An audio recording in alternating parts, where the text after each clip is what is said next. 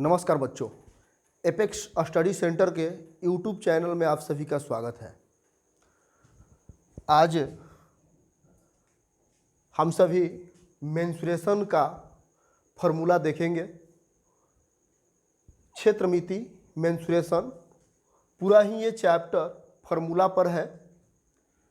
क्षेत्रमिति के अंतर्गत हम द्विविमीय और त्रिविमीय आकृति के बारे में पढ़ते हैं। क्षेत्रमिति के अंतर्गत द्विविमीय और त्रिविमीय आकृति के बारे में पढ़ा जाता है, जहां हम आयतन, क्षेत्रफल, परिमाप आदि को निकालना सीखते हैं। द्विविमीय आकृतियां कौन कौन सी हैं? आयत, ओवर्ग, समकोण त्रिभुज, समद्विबाहु त्रिभुज, समबाहु त्रिभुज, विषमबाहु त्रिभुज आदि, यानी कि जिसमें दो सतह दिखता है। त्रिविमीय आकृति, त्रिविमीय आकृति के अंतर्गत कौन कौन सा आकृति आते हैं? घन आता है, घनाभ, बेलन, शंकु, गोला,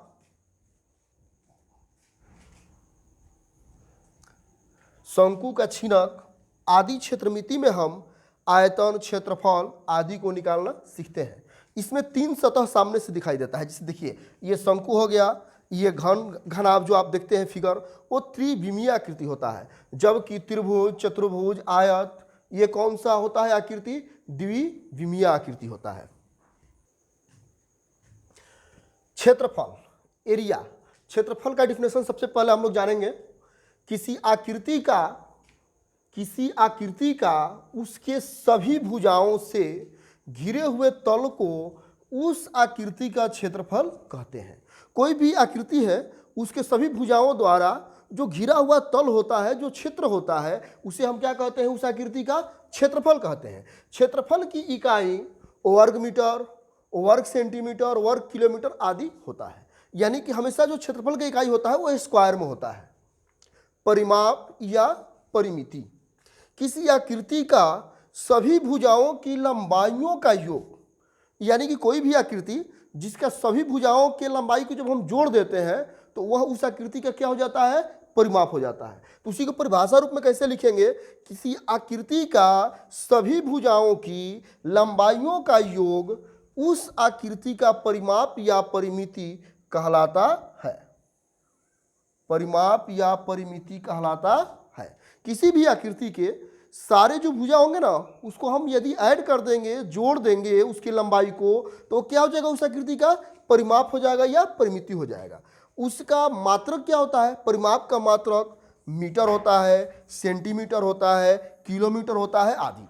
यानी कि इसमें वर्ग मीटर नहीं होगा, इसमें क्या होगा? मीटर होगा। क्योंकि मीटर में मीटर जुड़ेगा तो क्या होगा? मीटर होगा ना। किलोमीटर में किलोमीटर जुड़ेगा तो किलोमीटर होगा। जबकि क्षेत्रफल में क्या होता है कि उसके क्षेत्र का, जिस भुजाओं से घिरा हुआ क्षेत्र होता है, वो क्षेत्र क्षेत्रफल कहलाता है। तो उसमें भुजा में गुणा कई बार होता है, तो मीटर में गुणा होगा तो क्या होगा? मीटर स्क्वायर होगा। लेकिन इसमें क्या होता है? सारे भुजा को जोड़ा जाता है। तो जब जोड़ा जाएगा तो उसका मात्रक क्या रह जाएगा? मीटर ही रह जाएगा, जो लंबाई का मात्रक होता है, या किलोमीटर या सेंटीमीटर।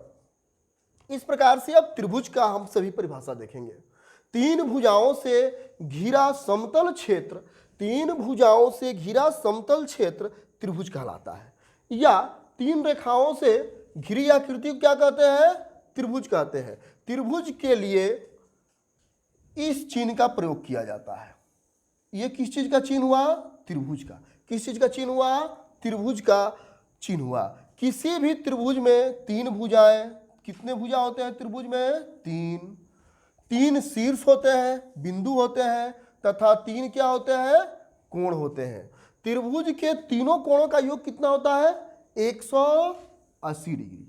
यहां पर यह ध्यान देने वाली बात है कि त्रिभुज के तीनों कोणों का योग जब भी कोई पूछता है आपसे तो 180 डिग्री, बट ज्यों ही कोई यह कहता है कि त्रिभुज के तीनों बहिष्कोणों का योग क्या होगा, तो 360 डिग्री। यानी कि त्रिभुज के तीनों अंतःकोणों का योग कितना होता है? 180 डिग्री। या त्रिभुज के तीनों कोणों का योग कितना होता है? 180 डिग्री। लेकिन त्रिभुज के तीनों बहिष्कोणों का योग कितना होता है? 360 डिग्री। अब समबाहु त्रिभुज, देखिए त्रिभुज कितने प्रकार के होते हैं भुजा के आधार पर? 3 प्रकार के होते हैं। त्रिभुज भुजा के आधार पर कितने प्रकार के होते हैं? 3 प्रकार के होते हैं। पहला समबाहु त्रिभुज, दूसरा, पहला हो गया समबाहु त्रिभुज, दूसरा समद्विबाहु त्रिभुज, और तीसरा होता है विषम बाहु त्रिभुज। ये विषम बाहु त्रिभुज। तो इस प्रकार से हम इन तीनों त्रिभुजों का डिफिनेशन जानेंगे। त्रिभुज भुजा का आधार पर 3 प्रकार के होते हैं। सम बाहु त्रिभुज, सम माने बराबर, बाहु माने भुजा, और त्रिभुज माने वैसा आकृति जिसमें 3 भुजा हो। 3 रेखाओं से घिरी आकृति क्या कहते हैं? त्रिभुज कहते हैं।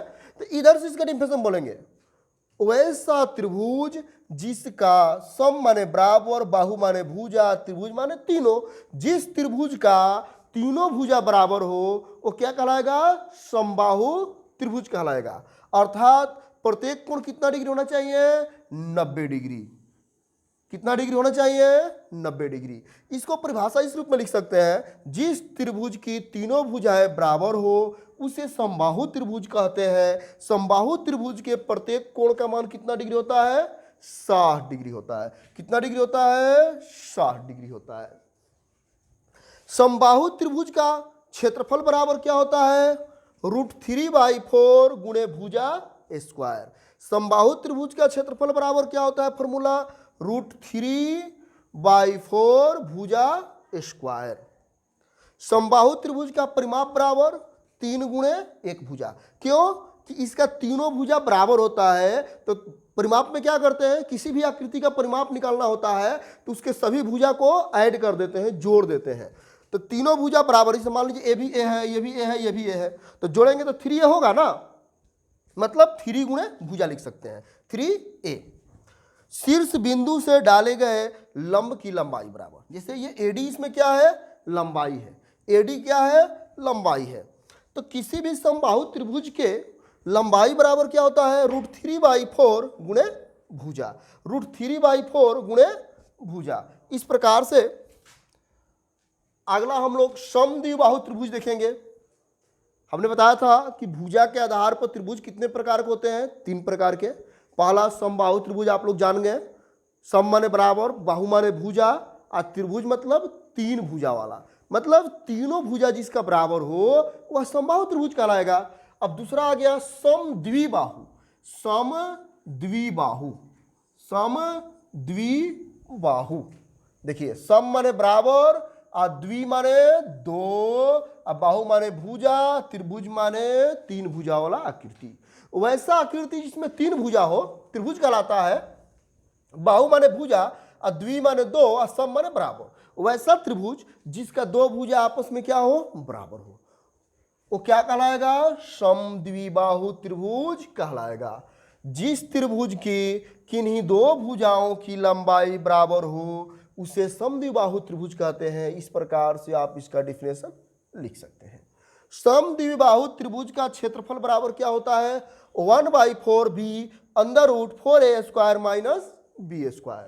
समद्विबाहु त्रिभुज का परिमाप, तो परिमाप निकालने के लिए किसी भी आकृति की सभी भुजाओं को जोड़ते हैं ना, तो समद्विबाहु त्रिभुज, जैसे मान लीजिए ABC एक समद्विबाहु त्रिभुज है, इसका ये भुजा इसके बराबर है, तो ए दोनों हो गया, तो A + A अब प्लस ये B है तो ये B कर लेंगे।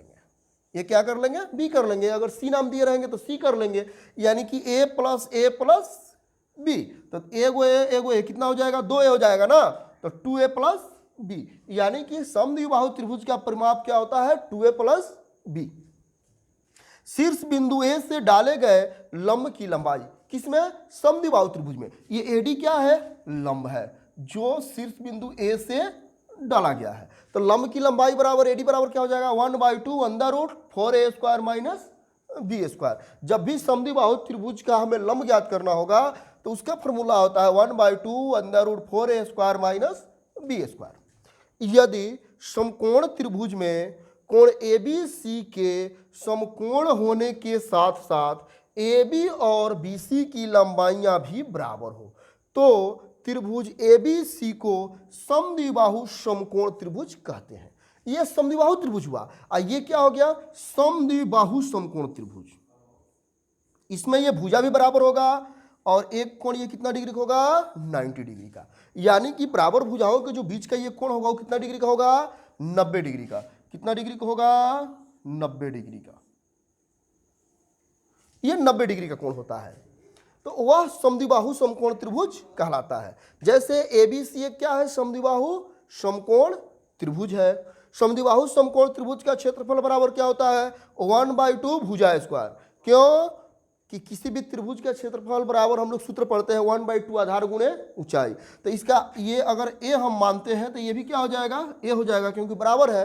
तो 1/2 गुणे आधार, आधार क्या है, ए है, और गुणे ऊंचाई क्या है, ए है। तो इसको 1/2 ए स्क्वायर भी बोला जा सकता है, या 1/2 भुजा स्क्वायर, क्योंकि ए क्या है, भुजा है ना, तो बराबर भुजाओं का स्क्वायर। अब हम लोग त्रिभुज का तीसरा प्रकार पढ़ेंगे, विषम बाहु त्रिभुज। पहला था समबाहु त्रिभुज, दूसरा था समद्विबाहु त्रिभुज, और तीसरा है विषम बाहु त्रिभुज। साफ ये समझ में आ रहा है कि विषम माने अलग अलग भिन्न भिन्न, बाहु माने भुजा, और त्रिभुज माने 3 भुजा वाला आकृति। यानी कि जिस त्रिभुज का तीनों भुजा अलग अलग हो वह क्या कहलाएगा, विषम बाहु त्रिभुज कहलाएगा। क्या कहलाएगा, विषम बाहु त्रिभुज। इसको ऐसे लिख सकते हैं, जिस त्रिभुज की तीनों भुजाएं असमान लंबाई की हो, मतलब भिन्न भिन्न हो, उसे विषम बाहु त्रिभुज कहते हैं। उसे क्या कहते हैं, विषम बाहु त्रिभुज, जिसका तीनों भुजा अलग अलग हो। उदाहरण, ए बी बराबर नहीं होता बी सी के, बी सी बराबर नहीं होता सी ए के। जैसे ए बी सी यह त्रिभुज है, तो यह इसके बराबर नहीं होगा और यह इसके बराबर, कोई भुजा एक दूसरे के बराबर नहीं होगा। विषम बाहु त्रिभुज का क्षेत्रफल बराबर 1/2 आधार गुणे ऊंचाई। कब, जब किसी शीर्ष से हम एक भुजा पर लंब डाल दे तब। विषम बाहु त्रिभुज का परिमाप बराबर तीनों भुजाओं का योग, मतलब a + b + c। विषम बाहु त्रिभुज का परिमाप बराबर तीनों भुजाओं का योग, अर्ध परिमाप यानी कि एस बराबर क्या हो जाएगा, a + b + c/2। यह जो है अर्ध परिमाप का सूत्र है। एस बराबर क्या होता है फॉर्मूला, a + b + c/2। यह इसलिए दिया गया है क्योंकि एक हीरोन नाम के वैज्ञानिक थे जिन्होंने एक ऐसा फॉर्मूला दिए जिससे कोई भी क्षेत्रमिति में त्रिभुज का क्षेत्रफल निकाला जा सकता है। वो एस बराबर a + b + c/2, इसको हम त्रिभुज के अर्ध परिमिति कहते हैं। क्या कहते हैं, त्रिभुज का अर्ध परिमिति।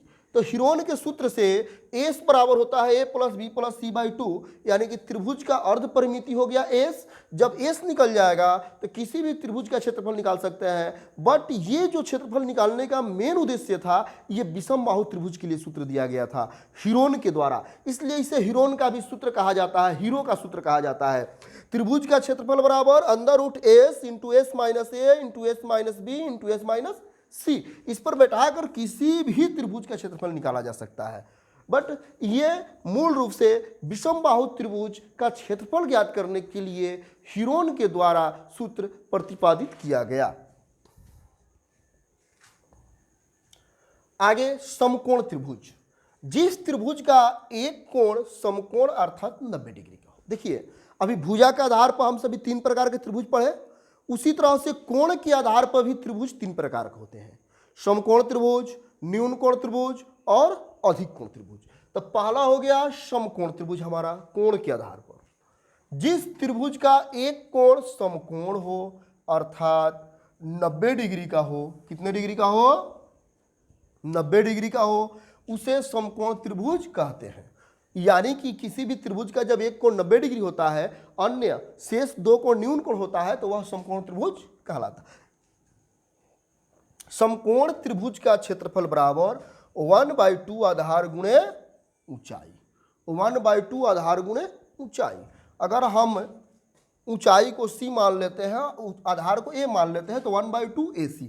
उसी चीज को दिखाया गया है फिगर के आधार पर। समकोण त्रिभुज का परिमाप बराबर लंब प्लस आधार प्लस कर्ण। क्योंकि ये समकोण त्रिभुज है तो 90 डिग्री के सामने का भुजा क्या हो जाएगा, कर्ण हो जाएगा ना।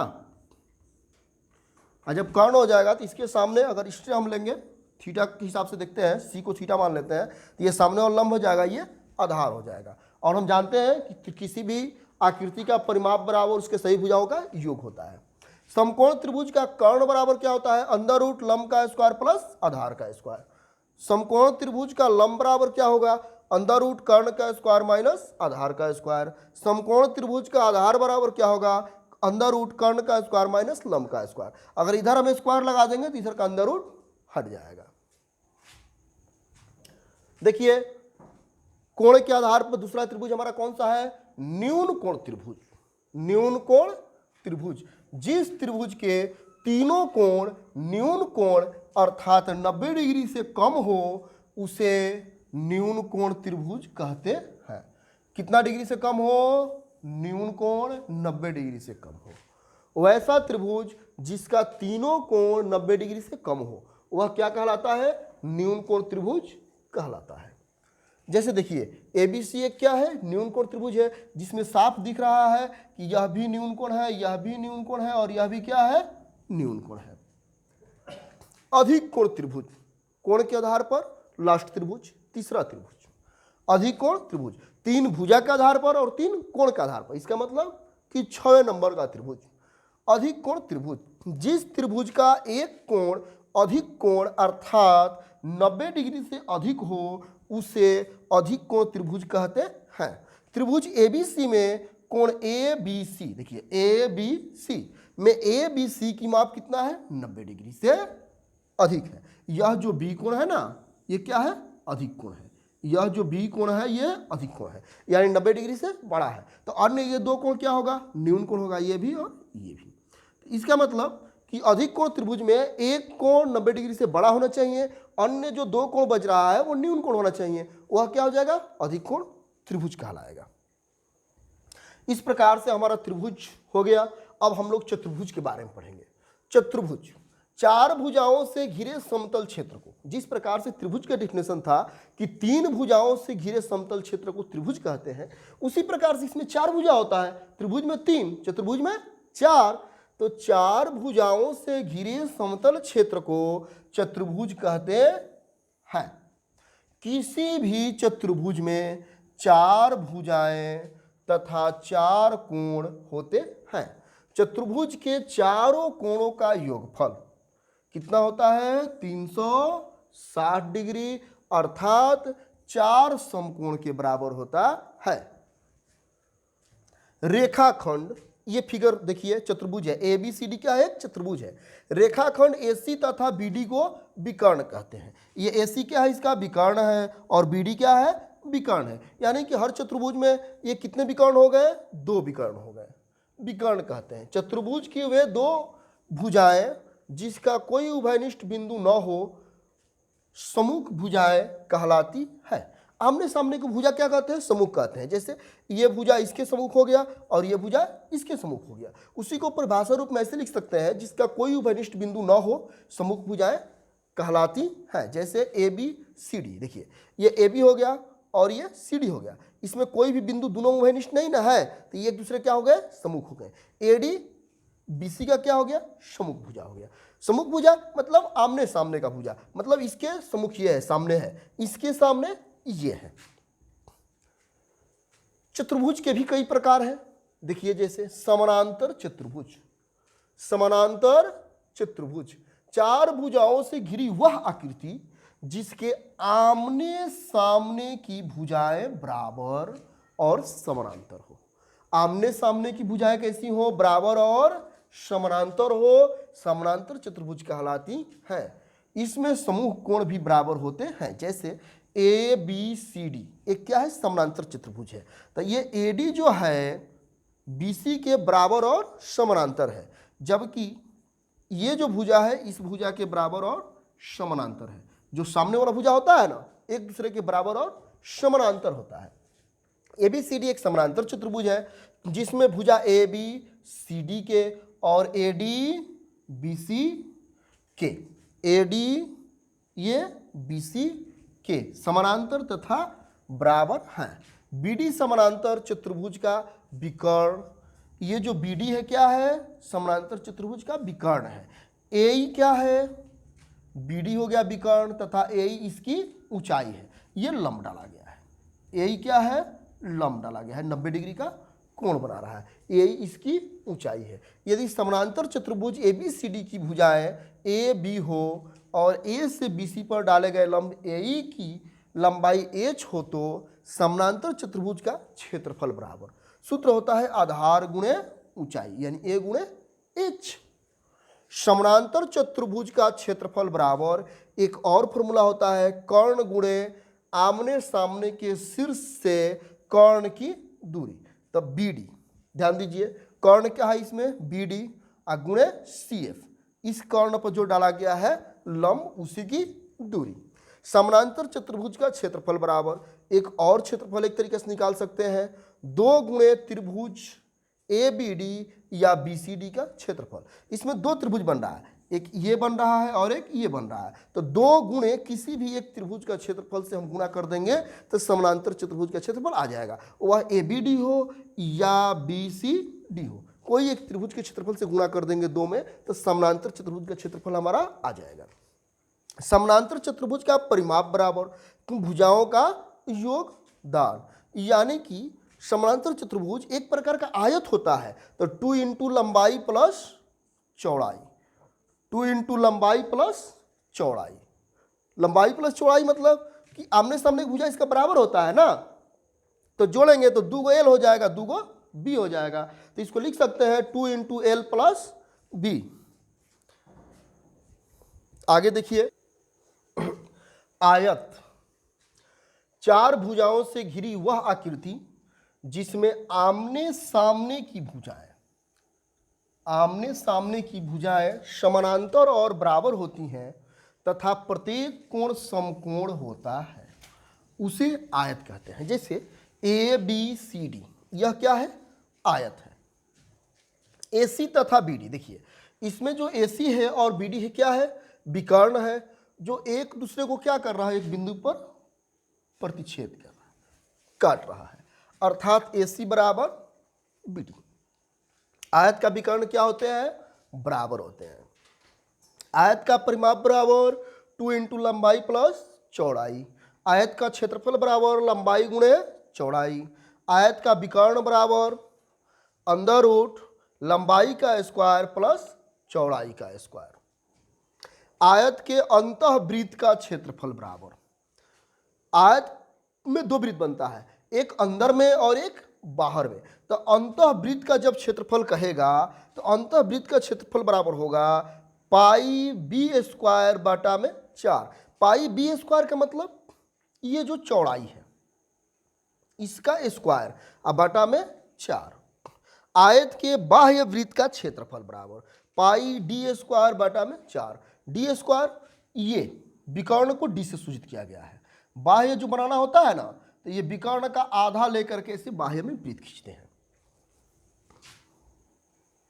देखिए विषम कोण सम चतुर्भुज, विषम कोण सम चतुर्भुज 4 भुजाओं से घिरी वह आकृति जिसमें चारों भुजाएं बराबर हो, चारों भुजाएं बराबर हो लेकिन एक भी कोण समकोण न हो, एक भी कोण समकोण न हो, उसे विषम कोण समचतुर्भुज या समचतुर्भुज कहते हैं। विषम कोण चतुर्भुज का क्षेत्रफल बराबर 1/2 गुणे दोनों विकर्णों का गुणनफल। ये ABCD ये क्या है? विषम कोण चतुर्भुज है या समचतुर्भुज है, क्योंकि इसका चारों भुजा आपस में बराबर है। विषम कोण समचतुर्भुज की परिमाप बराबर 4 गुणे 1 भुजा, क्योंकि चारों भुजा A है तो 4A भी इसको लिखा जा सकता है। समचतुर्भुज में AC स्क्वायर मतलब विकर्ण का स्क्वायर बराबर AC का स्क्वायर प्लस BD का स्क्वायर बराबर 4A स्क्वायर। समचतुर्भुज के विकर्ण एक दूसरे को 90 डिग्री पर 2 बराबर भागों में विभाजित करते हैं। समचतुर्भुज जो ये विकर्ण है एक दूसरे को कितने डिग्री पर काटते हैं? 90 डिग्री पर काटते हैं।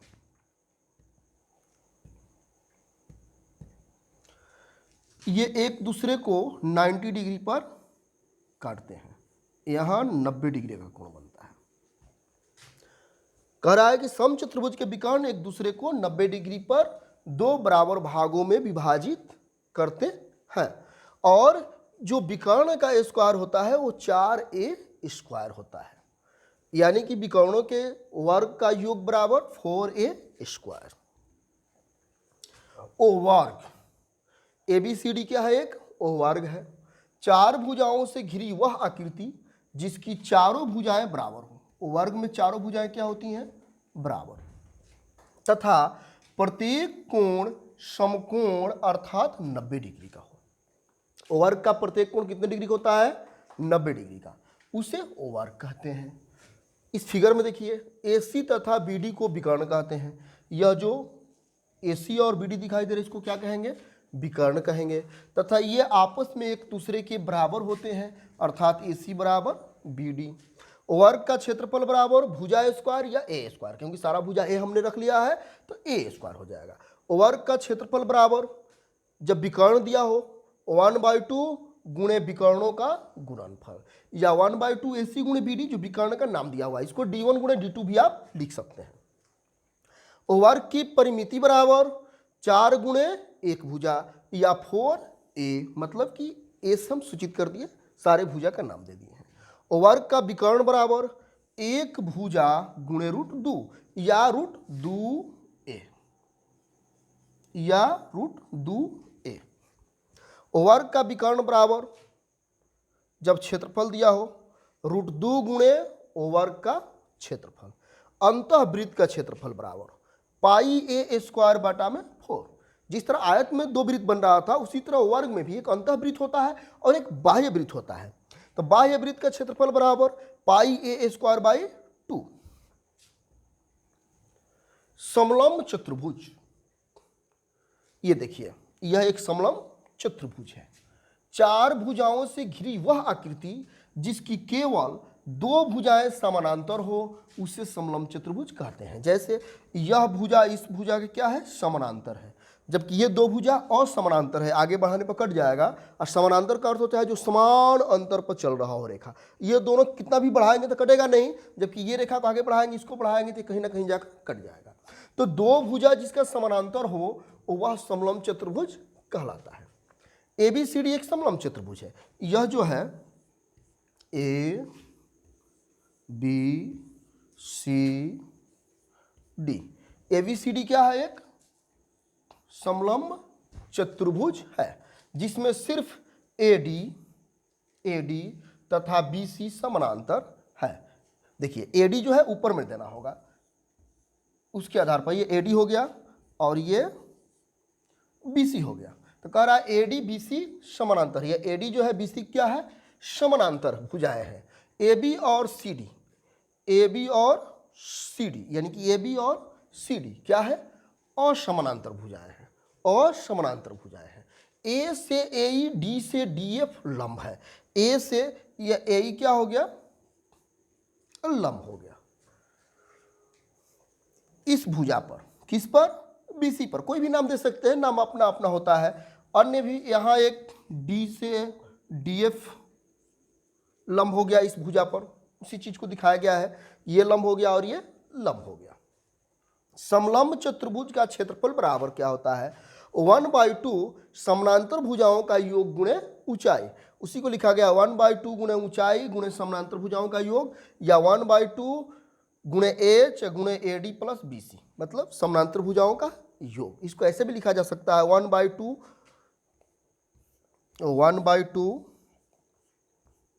A प्लस B गुणे H, इसको A से और इसको B से सूचित किया गया है।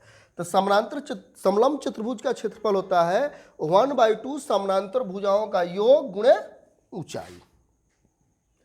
बहुभुज, बहुभुज का क्षेत्रफल उसको कई त्रिभुजों या चतुर्भुजों या अन्य मानक आकृतियों में बांट कर निकाला जाता है।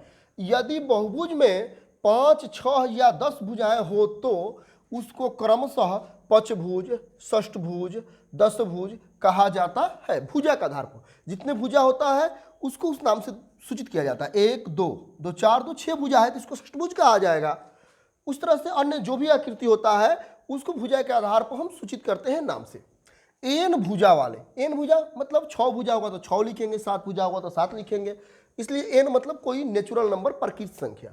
एन भुजा वाले चतुर्भुज का अंतः कोणों का योग बराबर, किसी भी बहुभुज के अंतः कोणों का योग बराबर क्या होता है, n-2 गुणे 180 डिग्री। यानी कि n जहां पर क्या है, भुजाओं की संख्या है। आपसे अगर कोई कह दिया कि षष्ठभुज के अंतः कोणों का योग बताइए, तो क्या करेंगे, 6 - 2 गुणे 180 कर देंगे। पंचभुज के अंतः कोणों का योग बताइए तो क्या करेंगे, 5 - 2 गुणे 180 कर देंगे, निकल जाएगा। यानी किसी भी बहुभुज के अंतः कोणों का योग बराबर क्या होता है, उसकी भुजाओं की संख्या -2 गुणे 180 डिग्री। जबकि किसी भी बहुभुज के बहिष्कोणों का योग बराबर कितना होता है, 360 डिग्री।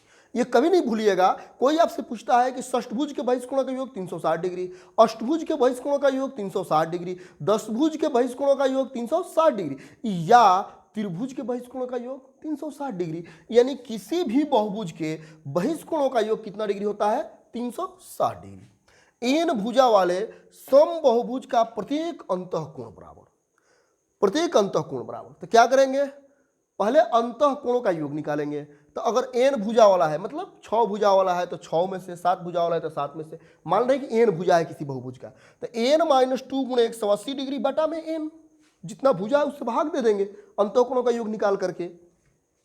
तो किसी भी सम बहुभुज के प्रत्येक अंतःकोण बराबर होता है n-2 गुणे 180 डिग्री बटा में एन।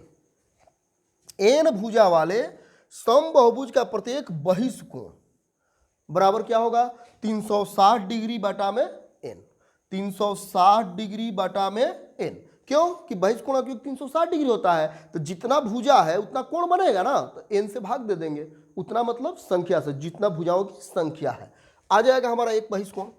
बहुभुज की परिमिति बराबर एन गुणे एक भुजा, मतलब सारे भुजाओं का योग, जितना भुजाओं की लंबाई है सबकी लंबाई को जोड़ देंगे तो बहुभुज की परिमिति निकल जाएगी।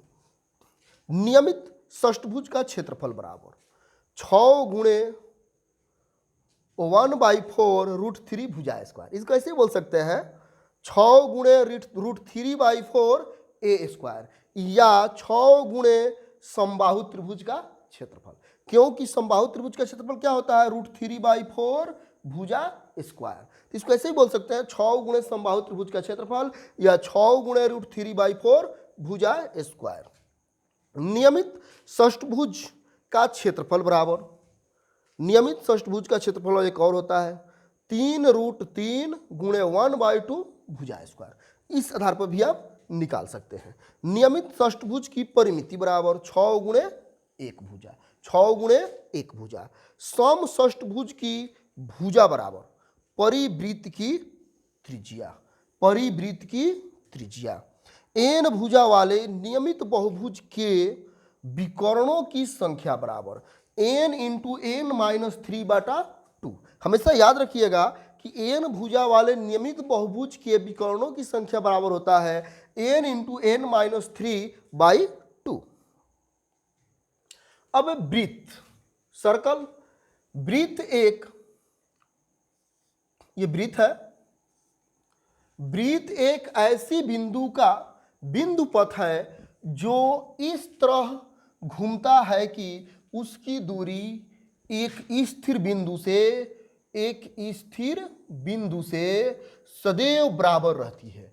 स्थिर बिंदु का वृत्त का केंद्र अचल दूरी को वृत्त की त्रिज्या, और जो समान दूरी होता है केंद्र से उसको क्या बोलते हैं, वृत्त की त्रिज्या या अर्धव्यास तथा बिंदु पथ को परिधि कहते हैं। जैसे ये बिंदुकित बना है ना, तो इसको क्या कहेंगे, परिधि कहेंगे। और ये केंद्र है, यहां से समान दूरी है हर जगह, ये क्या कहलाएगा, त्रिज्या कहलाएगा। क्या कहलाएगा, त्रिज्या कहलाएगा। वृत्त का व्यास क्या होता है, त्रिज्या का दुगना होता है। ये त्रिज्या हो गया ना, यहां से यहां तक इसे मिला देंगे तो ये व्यास हो जाएगा। तो यानी कि r 2r होता है d बराबर, d से इस व्यास को सूचित किया जाता है। किससे किया जाता है, d से, d बराबर 2r होता है। परिधि पर स्थित किन्हीं दो बिंदुओं को मिलाने वाली सीधी रेखा को वृत्त की जीवा या चाप कर्ण कहते हैं। जैसे एक यहां मान लीजिए बिंदु है, एक यहां बिंदु है, और दो बिंदु कैसे मिलाएंगे ना, तो इसको क्या बोलेंगे, जीवा बोलेंगे। क्या बोलेंगे, जीवा बोलेंगे। जैसे इसका हम नाम दे रहे हैं ए, ये जीवा हो गया। और ये जो हुआ बी ए या ए बी, ये चाप हो गया। क्या हो गया, चाप हो गया। वृत्त का व्यास बराबर 2 गुणे त्रिज्या यानी कि 2r। डी बराबर क्या होता है, 2r। वृत्त की परिधि बराबर 2 पाई r। वृत्त की परिधि बराबर पाई डी भी लिखा जा सकता है, क्योंकि 2r डी होता है ना, व्यास बराबर 2r होता है ना, 2 गुणे r, तो 2 को त्रिज्या के लिए डी लिख सकते हैं, यानी कि पाई गुणे व्यास। वृत्त का क्षेत्रफल बराबर पाई आर स्क्वायर, यानी पाई गुणे त्रिज्या का स्क्वायर। वृत्त की त्रिज्या बराबर अंडर रूट वृत्त का क्षेत्रफल बटा पाई, जहां पाई बराबर परिधि बटा व्यास होता है, यानी कि पूरा ये परिधि बटा में व्यास, यानी कि 22/7। लगभग ये मान हमेशा क्या आता है, 22/7, यानी कि लगभग मान ये है, ये जब भी हम मापते हैं तो 22/7 के अनुपात में आता है। दशमलव जब चेंज करते हैं तो 3.142857 अन्य निकाल सकते हैं, होता है। यानी कि ये परिधि बटा व्यास का अनुपात क्या होता है, 22/7 लगभग आता है। कितना भी बड़ा या छोटा आप जब वृत्त बनाएंगे। अर्धवृत्त की परिधि, ये देखिए ये अर्धवृत्त है। क्या है ये, अर्धवृत्त है। अर्धवृत्त की परिधि, तो परिधि यही ना होता है, तो ये होता है पाई आर, एक बार यहाँ पर, एक बार यहाँ पर, 1 1 2 r, यानी कि परिधि बराबर पाई आर प्लस 2r। अर्धवृत्त का क्षेत्रफल बराबर, वृत्त का क्षेत्रफल पाई आर स्क्वायर होता था ना, उसको आधा कर दीजिए, अर्धवृत्त हुआ है तो 1/2 पाई आर स्क्वायर, या डी के रूप में लिखना है तो 1/8 पाई डी स्क्वायर। त्रिज्य खंड का क्षेत्रफल बराबर, ये देखिए फिगर, इसमें जो भाग बना वो क्या है, त्रिज्य खंड हुआ ना। त्रिज्य खंड का क्षेत्रफल होता है θ/360 गुणे वृत्त का क्षेत्रफल, यानी कि θ/360 पाई आर स्क्वायर।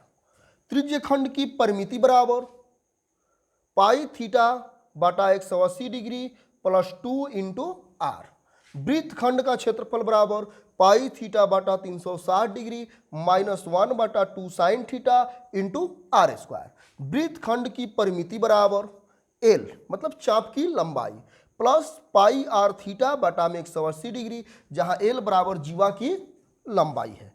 चाप की लंबाई बराबर थीटा बटा 360 डिग्री गुणे वृत्त की परिधि। वृत्त की परिधि क्या होता है, 2 पाई आर, तो θ/360 गुणे 2 पाई आर भी लिख सकते हैं। दो सकेंद्रीय वृत्तों जिनकी त्रिज्याएं एक का बड़ा आर हो एक का छोटा आर हो, मतलब वृत्त के अंदर वृत्त हो, यानी कि ये बड़ा आर छोटा आर के बराबर भी हो सकता है और बड़ा भी हो सकता है। तो इन वृत्तों के बीच का क्षेत्रफल बराबर पाई इंटू बड़ा आर स्क्वायर माइनस छोटा आर स्क्वायर, इसको रिंग का भी क्षेत्रफल बोलते हैं। रिंग का क्षेत्रफल बराबर पाई इंटू बड़ा आर स्क्वायर माइनस छोटा आर स्क्वायर। आयतन, वॉल्यूम, कोई वस्तु जितना स्थान घेरती है उसे उस वस्तु का क्या कहते हैं, आयतन कहते हैं। कोई वस्तु जितना स्थान घेरती है उसे उस वस्तु का आयतन कहते हैं। आयतन की इकाई घन मीटर, घन सेंटीमीटर, घन किलोमीटर आदि होता है, मतलब क्यूब के रूप में होता है। Metre cube, centimetre cube, cube के रूप में। सतह, जिस पृष्ठों द्वारा वस्तु घिरी होती है उसे उस वस्तु की सतह कहते हैं। सतह पृष्ठों का क्षेत्रफल होता है, इस कारण इसकी इकाई यूनिट वर्ग मीटर, वर्ग सेंटीमीटर, वर्ग किलोमीटर आदि होती है। घनाभ, घन और घनाभ बहुत ही प्रचलित, मैथ में हमेशा घन और घनाभ के बारे में आप लोग मेंसुरेशन में पढ़ते हैं। 6 पृष्ठों से घिरी वह आकृति जिसमें प्रत्येक पृष्ठ एक आयत होता है। प्रत्येक पृष्ठ क्या होता है, एक आयत होता है, और सम्मुख पृष्ठ बराबर होते हैं, घनाभ कहलाते हैं। क्या कहलाते हैं, घनाभ कहलाते हैं। घनाभ एक ऐसी त्रिआयामी आकृति है जिसके 6 आयताकार फलक होते हैं। इसी वजह से ऐसी आकृतियों को बहुफलक भी कहा जाता है। जैसे एग्जाम्पल के तौर पर किताब, ईंट, दिया सलाई की डिबिया, जो सलाई की डिबिया आप देखते हैं, संदूक इत्यादि, घनाभ के आकार का होता है। घनाभ का आयतन बराबर क्या होता है, LBH, लंबाई गुणे चौड़ाई गुणे ऊंचाई, यानी कि उसको LBH कहा जाता है, लंबाई गुणे चौड़ाई गुणे ऊंचाई। घनाभ का परिमाप बराबर क्या होता है, 2 इंटू एल प्लस बी गुणे H, 2 into L plus B गुणे एच। घनाभ के संपूर्ण पृष्ठ का क्षेत्रफल बराबर 2 into L B plus B H plus H L, यानी कि 2 इंटू लंबाई गुणे चौड़ाई गुणे प्लस चौड़ाई गुणे ऊंचाई प्लस ऊंचाई गुणे लंबाई। घनाभ के विकर्ण बराबर अंदर रूट लंबाई के स्क्वायर प्लस चौड़ाई के स्क्वायर प्लस ऊंचाई के स्क्वायर, इसको अंदर root L square plus B square plus H square के रूप में दिखा सकते हैं। घन कव, घन एक ऐसी त्रिआयामी आकृति को कहा जाता है जिसकी लंबाई चौड़ाई एवं ऊंचाई समान होती है। एक घन में 6 फलक 12 किनारे एवं 8 किनारे होते हैं। एक घन में 6 फलक 12 किनारे एवं 8 कोने होते हैं। इसके 6 बराबर आकार के फलक होते हैं। कितने? 6। हर फलक एक वर्ग होता है। घनाभ का हर फलक आयत होता था और घन का हर फलक क्या होता है? वर्ग होता है। 6 फलक होने के कारण यह एक प्रकार का षष्ठफलकी भी कहलाता है। घन का आयतन ए गुणे, क्योंकि सब ए हो गया, बराबर भुजा है, भुजा क्यू होता है, ए क्यू इसको लिखा जाता है। घन का परिमाप बराबर 4a स्क्वायर। घन के संपूर्ण पृष्ठ का क्षेत्रफल बराबर 6a स्क्वायर, 6 भुजा स्क्वायर। ये जो घन का परिमाप है इसको पार्श्व पृष्ठीय क्षेत्रफल भी कहा जाता है। घन का विकर्ण बराबर रूट 3a, घन का विकर्ण बराबर रूट 3a। बेलन, बेलन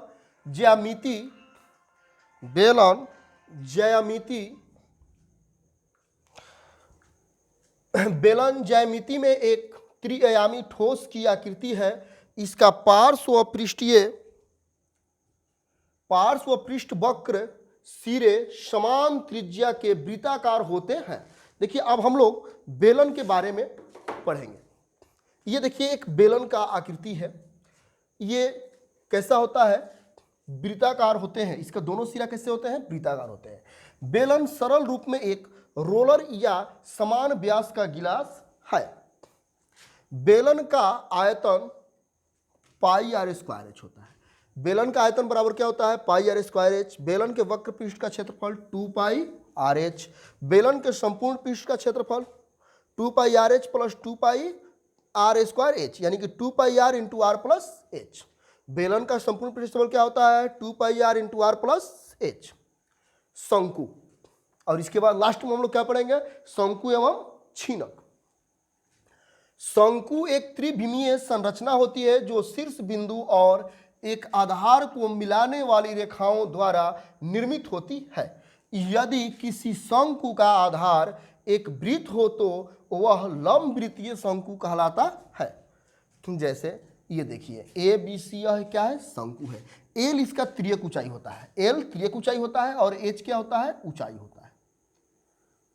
एल को तिरछी ऊंचाई कहा जाता है, तिर्यक ऊंचाई कहा जाता है, और एच क्या होता है? हमारा ऊंचाई होता है। तो एल बराबर अंडर रूट आर का स्क्वायर प्लस एच का स्क्वायर।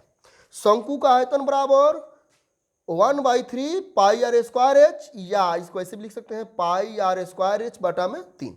शंकु का वक्र पृष्ठीय क्षेत्रफल होता है पाई आर एल। शंकु का संपूर्ण पृष्ठ का क्षेत्रफल होता है pi R L plus pi R square, या इसको ऐसे लिख सकते हैं pi R into L plus R. गोला, गोला वह ठोस है जिसमें केवल एक तल होता है और इसके तल का प्रत्येक बिंदु एक निश्चित बिंदु से समान दूरी पर होता है। तल है ये। इस बिंदु को गोले का केंद्र कहते हैं। यहाँ पर केंद्र है इसका, तथा केंद्र से गोले के किसी बिंदु की दूरी को गोले की त्रिज्या कहते हैं। गोला का आयतन बराबर क्या होता है? 4/3 पाई आर क्यू, या 4 पाई आर क्यू बटा में 3। गोले का वक्र पृष्ठ का क्षेत्रफल बराबर 4 पाई आर स्क्वायर। अर्ध गोले का आयतन बराबर, आधा कर दीजिए, ये 4/3 था ना, तो आधा करेंगे तो 2/3 पाई आर क्यू, या 2 पाई आर क्यू बटा में 3। अर्ध गोले का संपूर्ण पृष्ठीय क्षेत्रफल 3 पाई आर स्क्वायर। अर्ध गोले की त्रिज्या आर हो तो अर्धगोले का आयतन बराबर 2/3πr³। अर्धगोले का वक्र पृष्ठीय क्षेत्रफल 2πr²। अर्धगोले का संपूर्ण पृष्ठीय क्षेत्रफल 3πr²। अब अंत में हम लोग शंकु का छीनक पढ़ेंगे और जितना हमने फॉर्मूला बताया इसे आप कंप्लीट कर लीजिएगा तो कोई भी मेंसुरेशन का क्वेश्चन बन जाएगा, क्योंकि सारा क्वेश्चन इसी फॉर्मूला पर है। और ये लास्ट में हम शंकु का छीनक बताने जा रहे हैं जो बाल्टी के आकार का होता है, उसका कैसे हम क्षेत्रफल निकालेंगे उसको ध्यान से देखेंगे। शंकु के कुछ ऊपरी भाग को आधार के समानांतर समतल द्वारा काट देने पर बचे ठोस को शंकु का छीनक कहते हैं। क्यों कि शंकु ऐसे होता है, आपका देखिए इसको काट कर निकाला गया है, जिस तरह का बाल्टी वगैरह आप लोग देखते होंगे वो शंकु आकार का होता है। शंकु के छीनक का आयतन बराबर होता है πh/3 इंटू r² बड़ा r² प्लस छोटा r² प्लस बड़ा R इंटू छोटा r। क्योंकि ये छोटा r होता है, यहाँ बड़ा R होता है, क्योंकि बाल्टी का जो मुंह होता है ना बड़ा वाला, जहाँ से पानी हम निकालते हैं तो क्या होता है, वृत्ताकार होता है, बड़ा वृत्त होता है, जिसके नीचे में पेंडिंग उसका क्या होता है, एक छोटा वृत्त होता है। वक्र पृष्ठीय भाग का क्षेत्रफल, शंकु के छीनक का वक्र पृष्ठीय भाग का क्षेत्रफल क्या होता है, πl इंटू बड़ा R प्लस छोटा r। एल का स्क्वायर बराबर क्या होता है, जो तिरछी इसका ऊंचाई होता है, एच का स्क्वायर प्लस बड़ा R माइनस छोटा r का होल स्क्वायर। छीनक के संपूर्ण पृष्ठ का क्षेत्रफल होता है पाई इंटू बड़ा R² प्लस छोटा r² plus L into R बड़ा R प्लस छोटा r। तो इस प्रकार से मेंसुरेशन का आज सभी फॉर्मूला हम आप सभी को बता दिए। आप इसे जरूर याद कीजिएगा बच्चों, और याद करने के बाद आप मेंसुरेशन का प्रश्नावली बनाइए, जरूर आपसे सारा क्वेश्चन बन जाएगा। जहां दिक्कत आएगा आप कमेंट कीजिए, क्योंकि ऑलरेडी मेंसुरेशन का हम प्रश्नावली भी आपका सॉल्व कर रहे हैं। और हमारा वीडियो ये आपको पसंद आया हो तो इसे लाइक कीजिए, शेयर कीजिए, कमेंट कीजिए और हमारे चैनल को सब्सक्राइब जरूर करें, जिससे आप हमारा वीडियो सबसे पहले देख सके और बेल आइकन वाला बटन दबाना न भूलें। थैंक यू बच्चों।